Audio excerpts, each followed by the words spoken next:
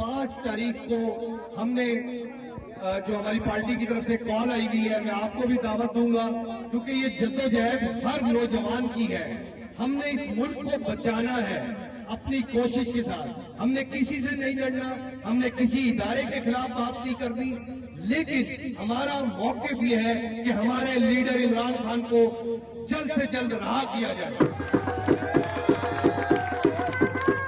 इमरान खान आपकी जंग लड़ रहा है, आने वाली नस्ल की जंग लड़ रहा है। आज से पहले आपने देखा होगा जितने भी सियासतदान आए उन्होंने एनआरओ लिया और मुल्क से बाहर चले जाते थे, और फिर आपके ऊपर आके 3 साल बाद 4 साल बाद हुक्मरानी करते थे और आपका पैसा लूट के फिर बाहर ले जाते थे। तो ये वाहिद शख्स आया है जिसने साबित किया कि खुददारी, ईमानदारी क्या होती है। तो वो इमरान खान ने, इस लीडर ने, इमरान